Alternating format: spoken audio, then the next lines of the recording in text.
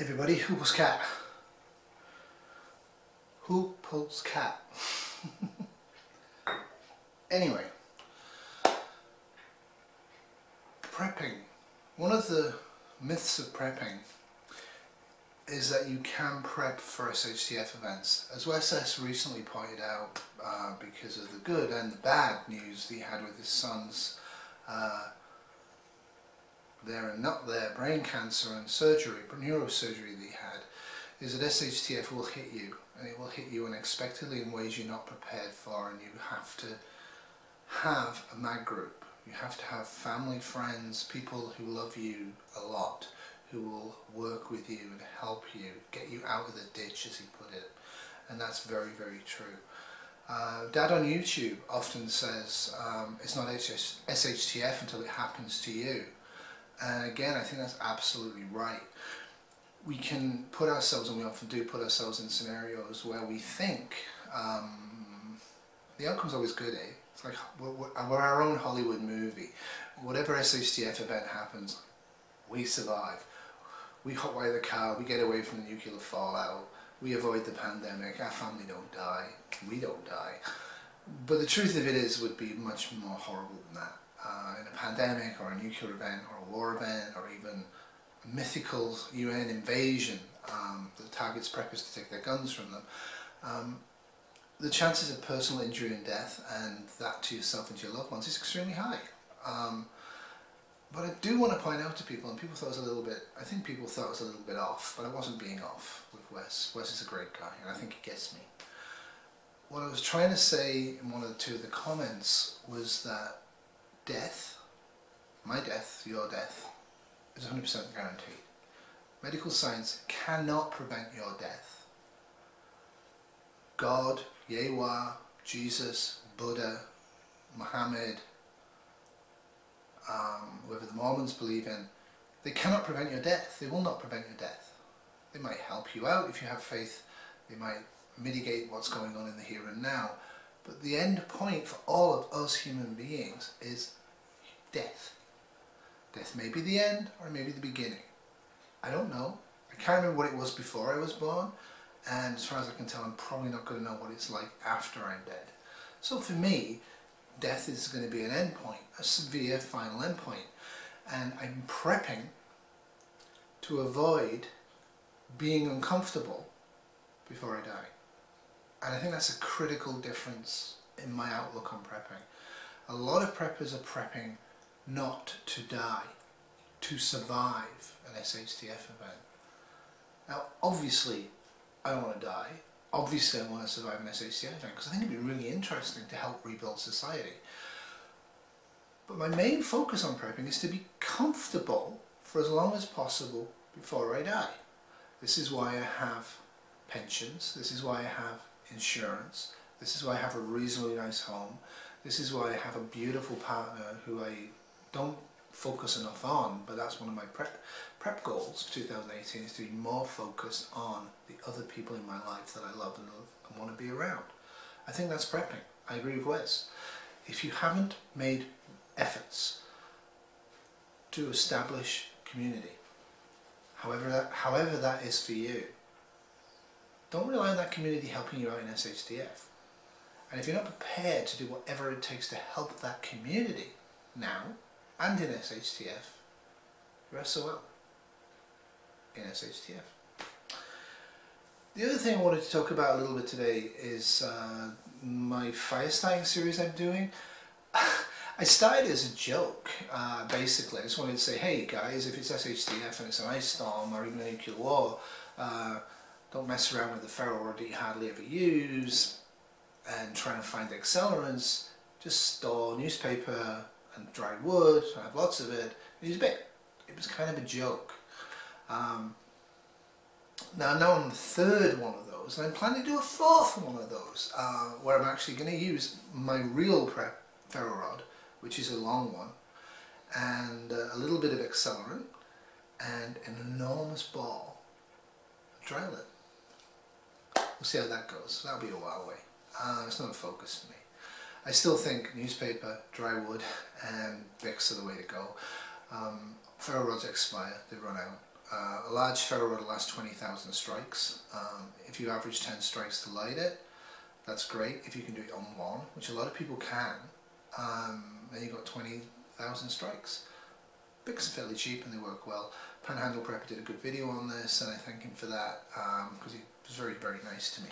But he said it was stern. I think he said it was stern. Anyway, whatever. I'm didactic. Comes from teaching, right? You can't have the students squirreling around, and you have to track their attention by shocking them off Facebook. Anyway, whatever. Modern world's already experiencing SHTF in terms of human relationships and anxiety and loneliness. Now, most people who prep, and I did the same, I didn't come into prepping from bushcrafting, I didn't come into prepping from camping, I didn't come into prepping from military experience. Have I done all of those things? Yeah. Years ago. Years and years ago. 20, 30 years ago, I camped a lot, I hiked a lot, I had military experience, a whole bunch of that, right? So I have that background, but I haven't got current background on it, and it's not why I came into prepping. I came into prepping because I'm becoming more and more concerned that the world's going to end. My society is going to end. I don't think it's sustainable. I think it's absolute crap what we're doing to each other and how we're treating each other and what we're doing to the planet. And I can't see it working very well. Whether it's climate change heating everything up and causing extreme cold in the winters and extreme heat in the summers, we'll find out. Or whether, as others feel, we're starting to enter an ice age because of the solar minimum. I don't accept that. I know you guys do, but that's fine. Either way, we need to prep. We can agree to prep. But a lot of people come into prepping like I did. They're getting a lot of their information from YouTube. And these enormous bug out bags, these detailed plans, my goodness, colour schemes, Excel sheets. It's really off-putting. Now, you can argue it's off-putting, but I would argue you've come to that level of prepping on a journey. And I think a lot of us are forgetting the beginning prepper or the new prepper. And I think that's wrong. The new prepper needs to feel that they're not wasting their time and that the task is not beyond them. At the early part of 2017, there was a lot of videos saying that if you hadn't started prepping by now, it was too late. A lot of psychic preppers out there, apparently. A lot of psychic preppers who don't know what they're talking about, apparently. So if that was you, put out an apology video. You were wrong. There was at least 6 to 8 months before SHTF happens, if it happens today. But a lot of people have Coleman fire steels. You see this stuff online, you may not have used it like me. I'd never seen a fire steel, to be honest with you, when I started prepping. So you get a lot of these little ones, right? And you might get 10 of them. I mean, I think I had like 10 at one point. And as Survivor Metal Man and other people have pointed out very truthfully, yes, you can use a small fire steel. It's going to be more difficult, it's going to take more energy, and you're going to have to practice it more often. That's going to be very off-putting to a lot of people. Pretty much everybody out there who uses fire steels all the time uses the long, thick ones. I have a 1/2 inch coming by mail, and I have my original Apoca Box one. When I got the Apoca Box one, I couldn't believe it. It was so easy to start tender with that thing compared to how I've been struggling with the little ones. So what I'm saying here is, like, can we as preppers agree to disagree on certain aspects of the climate? Can we agree to disagree on certain aspects of gun control or bug out or not bug out? But can we please remember that most of the audience has not been prepping for as long or as fascinated or obsessed, I would say, with it as we might be. And make sure that we're telling people to do things that are achievable. Don't be telling people that they need to have massive, huge bug out inch bags when you know, and I know, that the vast majority of people in North America don't even have a week's supply of food in the larder. Basics is what is required. The message that preppers need to be giving is not that we're cuckoo, that we are trying to build our nuclear fallout shelter, though I think there's a place for that, and I'm definitely going there. But most people are going to be in the city, they're going to be in the suburbs, they're going to have jobs, they're going to have wives who may not be interested, they may have husbands who aren't interested, and they're going to have kids, and they have other things going on in their lives. So when we talk about fire, can we focus on the fact that first and foremost they should have 10 big layers, because they don't cost a lot, and they store well, and it's reliable, and it's easy. if we want to talk about ferro rods, when we show our little survival Altoid tins, which I don't have, I think it's stupid, when we show things like that, can we remember to point out to people that if you're unskilled with ferro rods, you probably should have an extra bic instead, or you should have a larger one. And I think that's the message we need to be giving to people. We need to refocus in 2018. A lot of preppers, I think that every year of prepping people have said this, but 2018 is going to be a critical year. The reason it's going to be a critical year because humanity has really now pushed itself into a fork in the road. Resource extraction is starting to fail. Supply chains are starting to fail.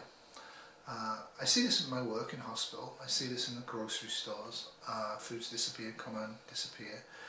A lot of the farmers out there, like Joe Primal, will tell you that the amount of food producers in the food producing areas, which are shrinking because of soil erosion, droughts, economics, government policy, and critically, encroachment from suburbia.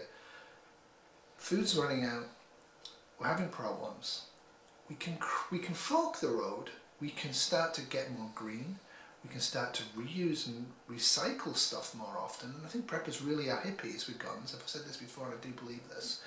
If we can recycle more, if we can use more found items to lower our costs of prepping, by lowering your cost of prepping, you're lowering your impact on the human environment, on the earth.